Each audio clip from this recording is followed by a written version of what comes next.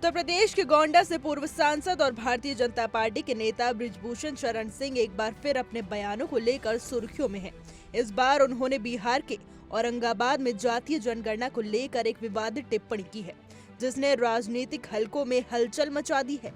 बृजभूषण ने कहा कि जातीय जनगणना के बाद देश में बम फूटेगा और सवर्ण समाज या तो देश से बाहर चला जाएगा या फिर एक अलग देश बना लेगा।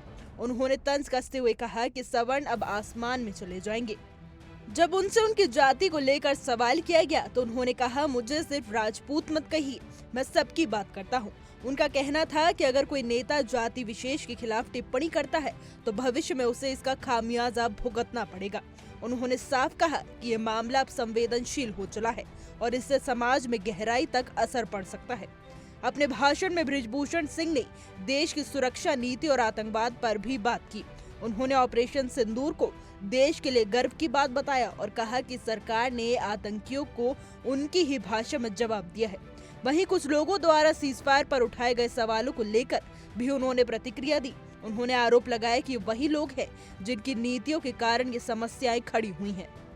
उन्होंने इतिहास की ओर इशारा करते हुए कहा कि जब कश्मीर का भारत में विलय हुआ था तब भारतीय सेना लाहौर के पास तक पहुंच गई थी, लेकिन उस समय सरकार यूएन पहुंच गई और पूरा मामला वहीं अटक गया। इसके बाद ही धारा 370 लागू की गई, जिससे वर्षों तक कश्मीर का मसला सुलझ नहीं पाया। उन्होंने 1971 के युद्ध का जिक्र करते हुए कहा कि उस समय भारत ने पाकिस्तान के 90,000 से ज्यादा सैनिकों को बंदी बनाया, महीनों तक उन्हें भोजन दिया और फिर बिना किसी रणनीतिक मांग के छोड़ दिया। उन्होंने सवाल उठाए कि तब सरकार ने पीओके क्यों नहीं मांगा। बृजभूषण सिंह ने कहा कि आज की सरकार ने इन ऐतिहासिक भूलों को सुधारा है। प्रधानमंत्री नरेंद्र मोदी और गृह मंत्री अमित शाह के नेतृत्व में भारत ने आतंकवाद के खिलाफ जड़ पर हमला किया है। उन्होंने कहा कि धारा 370 को हटाना इसी का एक ऐतिहासिक कदम था।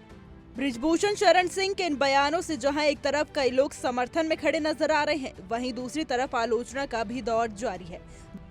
जातीय जनगणना, कश्मीर नीति और कानूनों के दुरुपयोग जैसे गंभीर मुद्दों पर दी गई उनकी राय देश भर में बहस छेड़ चुकी है। अब देखना होगा कि इन बयानों का आगे राजनीतिक और सामाजिक असर क्या होता है। हमारी आज की रिपोर्ट में बस इतना ही। कैसा लगा आपको हमारा ये वीडियो, कमेंट करके जरूर बताइएगा।